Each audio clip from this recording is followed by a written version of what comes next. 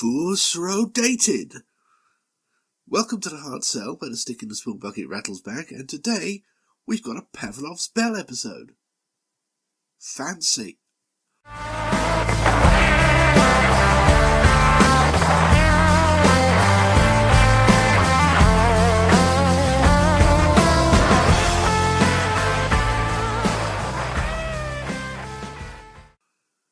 In case you've forgotten, and I wouldn't blame you, this is where I look at a particular trope or reference or icon that's been used in advertising and unpack the different ways they've been done it and that, if you see what I mean.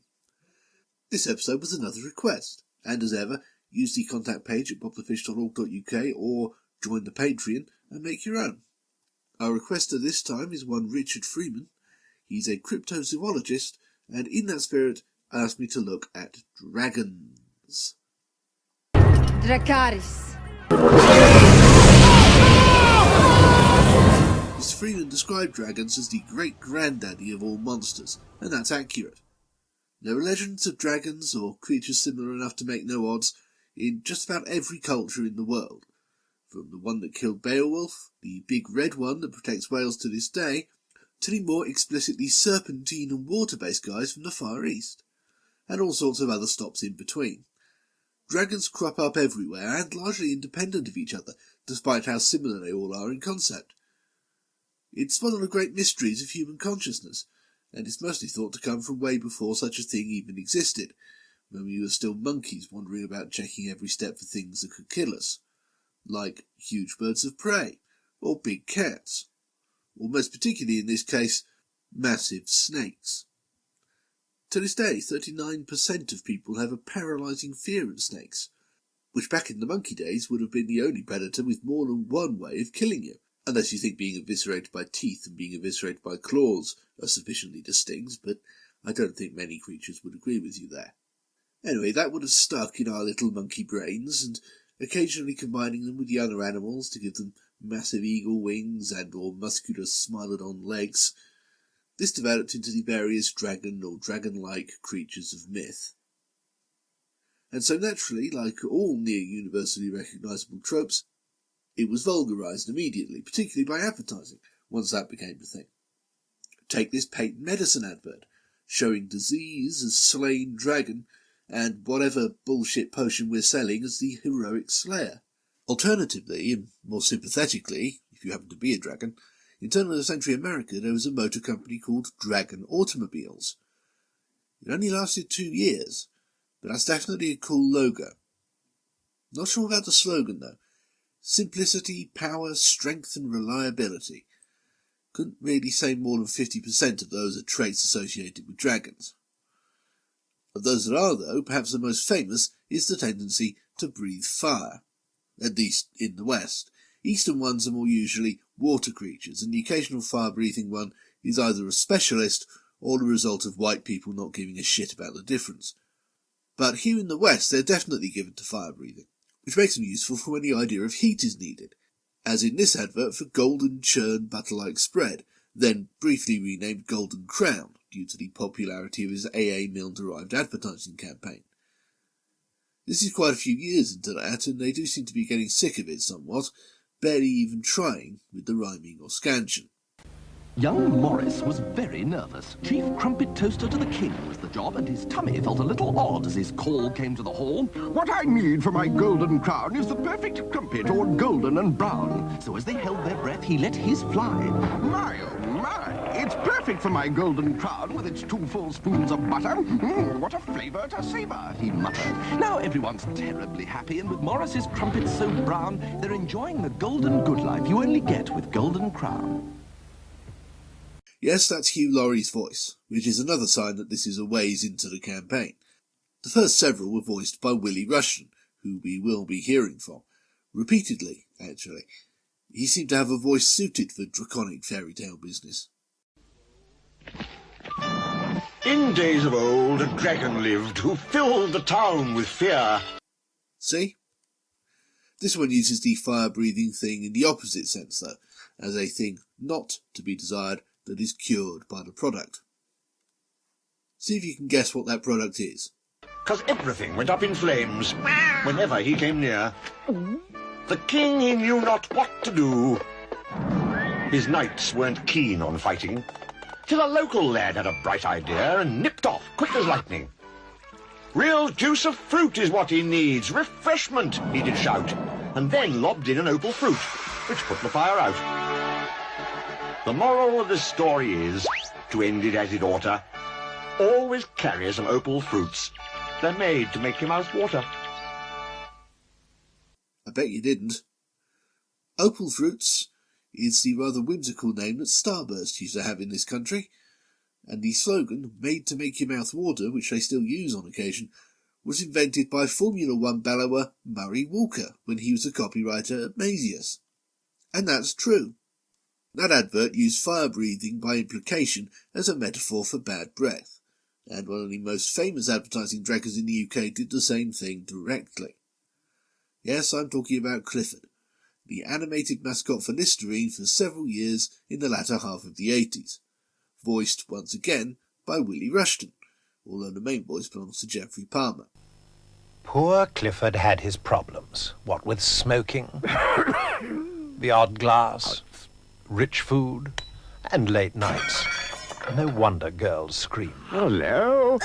Then he discovered that a daily gargle with Listerine antiseptic mouthwash deals with the germs that can cause bad breath. Hello? He was much more approachable.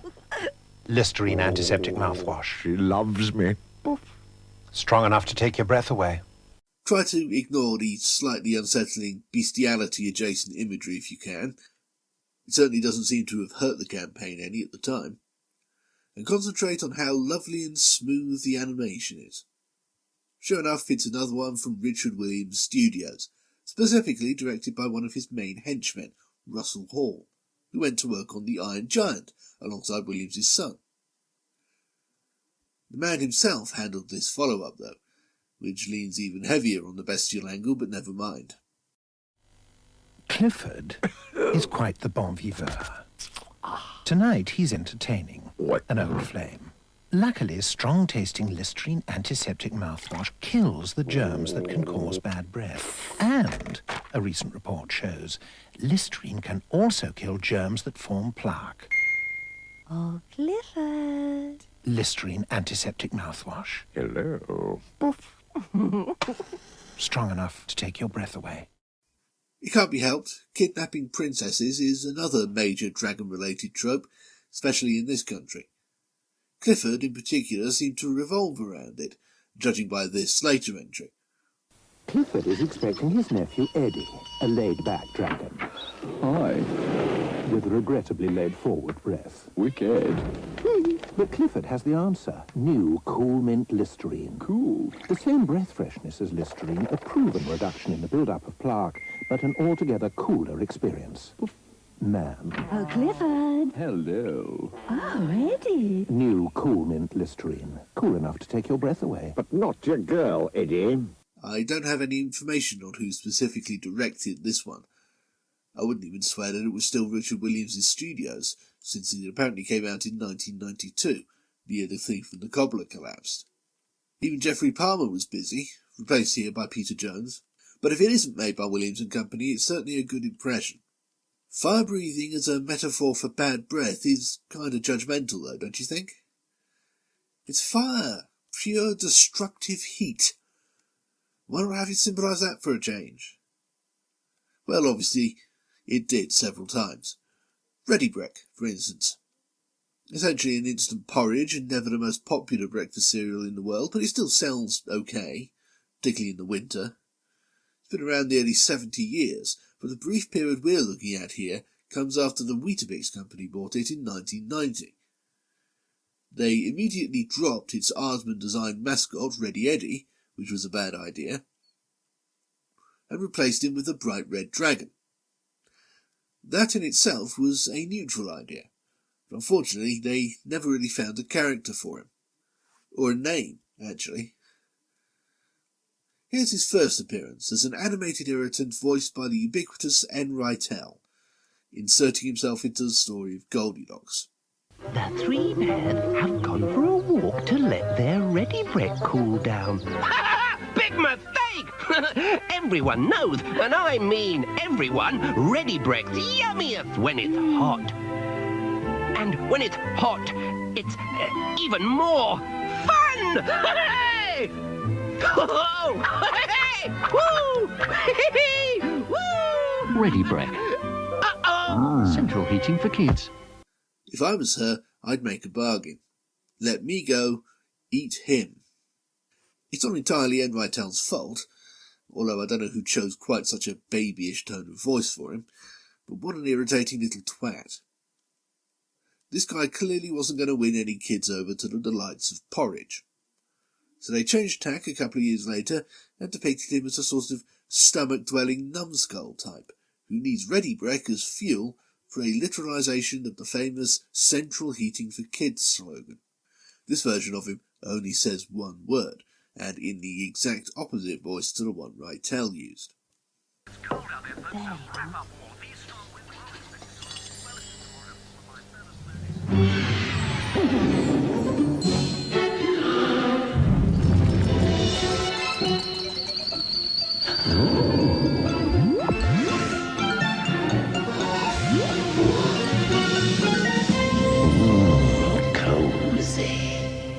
Ready Brek. Central heating for kids. This is obviously much better, and even quite successful sales-wise. And yes, that was John Pertwee. The dragon himself is still somewhat anonymous, though, and not just because he doesn't have a name. He made another appearance back in his external animated configuration, providing a serving suggestion, but he still had no lines, and indeed never would again.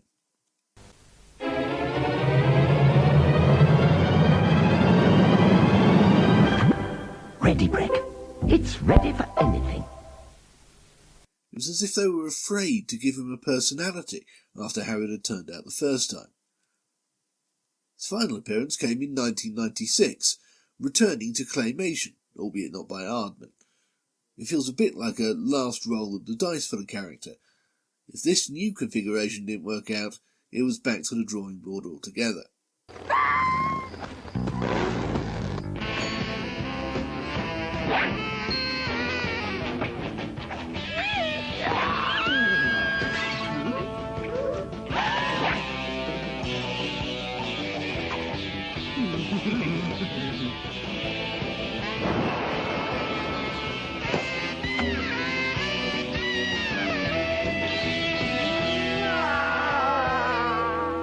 As I said, he remains silent, but this time it's more of a laconic thing than just not wanting to pay for a voiceover.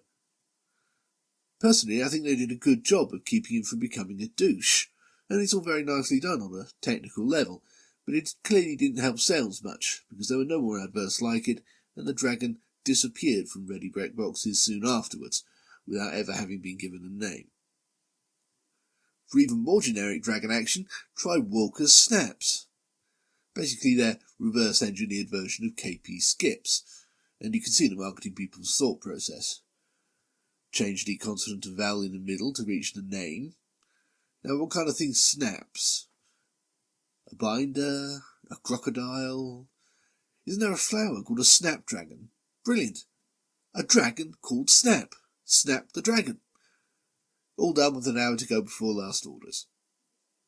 Snap the Dragon was originally voiced by Harry H. Corbett, but he sadly died only a year or two later, so here he's played by someone else who can only barely be said to be attempting an impression. Here, Snap, try one of these. Yeah. Try a snap. That's the crunch. That's the melt in your mouth. And that's the flavour explosion. I wish you wouldn't speak with your mouth full. Walker Snaps. They set dragons alight. Talking of Snapdragons, take a guess when this is from. Actually don't, it's clearly 2013. This summer, a dragon is coming. Come on, you beast! The height of Game of Thrones' powers and popularity, well before it ran out of George R.R. Martin material and instantly went increasingly crap until it basically shut itself to death. It was probably Skyrim's peak as well around that time. Dragons were everywhere, and in the midst of it, Qualcomm invented a brilliant new computer chip integrated circuit thingy was named whatever it is, called Snapdragon. And with that name they could have gone with floral imagery, but not in 2013. So they spent millions of dollars to parody the current hotness in a meta sort of way. No, a slightly smaller dragon. Tiny, really. But faster. Way faster. And cuter, but not that cute. A dragon that's smarter. More advanced. Can multitask and doesn't waste power. This summer, a dragon is coming. Not to a theater, not to an enchanted little village. Nope, this dragon is coming to your phone. Well, technically, in your phone. Make sure your next phone has the blockbuster speed and performance hundreds of millions already love. Make sure it has a Snapdragon processor. But of course we in the UK know where dragons really come from. Iddrwy Goch, the Red Dragon, was not going to be upstaged by any American upstarts. Dracarys, Chrosgi more like. So here comes Cadw Wales, the Welsh Heritage Board, with their own big CGI beast.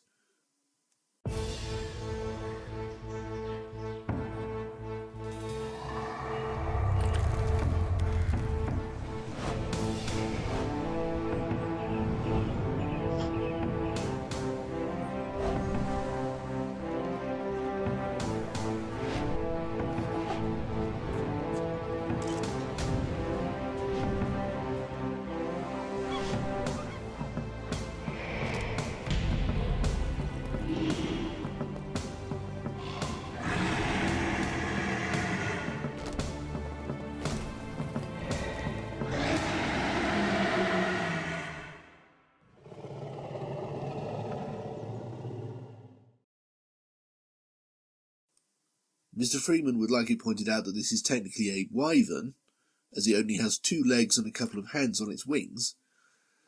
But I'd like to see anyone who thinks that really matters go up to one and tell it it's not a proper dragon. Besides, I've looked it up and apparently a wyvern is generally just considered a subspecies of dragon. It's only considered truly distinct in heraldry. And those guys are just weird. They invented their own language to describe coats of arms just so that no one else could understand it. Who cares what they think? And there's so many more. Here's a long-forgotten sparkling wine mess from the makers of Baby Sham, presented without comment, except that it is kind of laudable for an advert from 1980 to be doing a riff on Rapper's Delight, let alone such a closely observed one. I said G-R-E-E-N-D-R-A-G-O-N. I said, I'm the one they call the Green Dragon, and I hope that I can be your friend. Check it out, I'll be waiting for you down at your bar tonight, and you'll recognize me in a flash. Because if you're looking for me, just count the people you see with a Green Dragon on their glass. Hear me talking about a sparkling blend, a sparkling wine. It's a new aperitif that's light. Pick up an ice cold dragon at your favorite bar, and get a dragon on your glass tonight. Snap one up tonight. Not that that makes it a good idea. And this is the best dragon in Adverts, according to Mr. Freeman.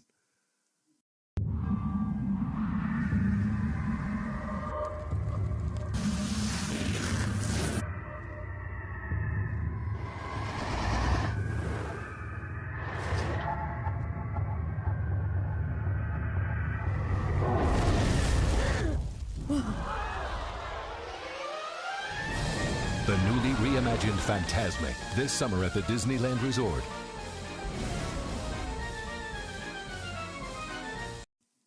Personally, I thought it looked a bit cartoonish at first, even for Disney.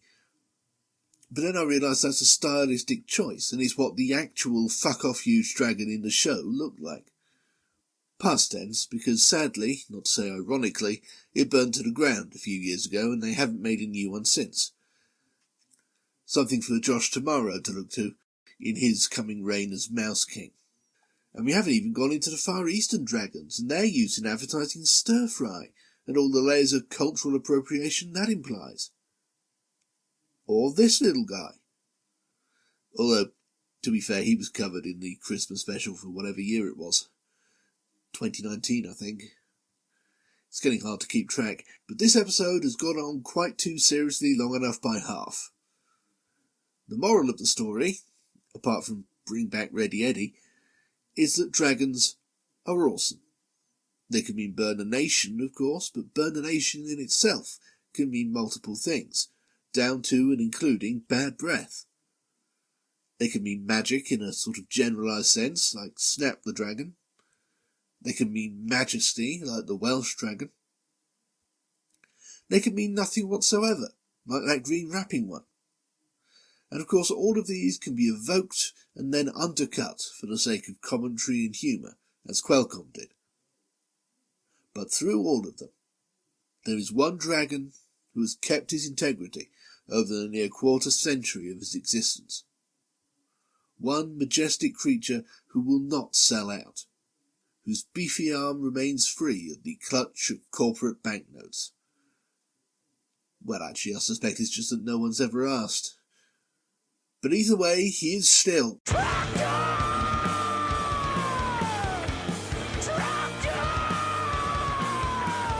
Trogdor was a man. I mean, he was a dragon man. Or maybe he was just a dragon. But he was still Trogdor! Trogdor! Burninating the countryside. Burninating the peasants.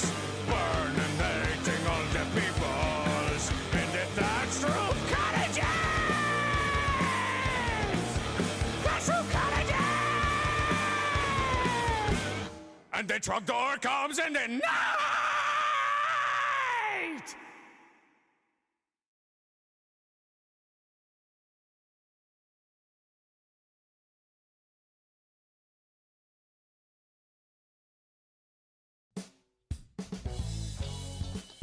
This has been a Bob the Fish production, one of dozens you can watch right now for free on bobthefish.org.uk. Don't forget to like and subscribe and hit the bell, and join us on patreon.com/applemask to support further productions and gain fabulous exclusive content, like my ongoing history of the BBC, your day's viewing on a random day in history, even a few exclusive mini video essays.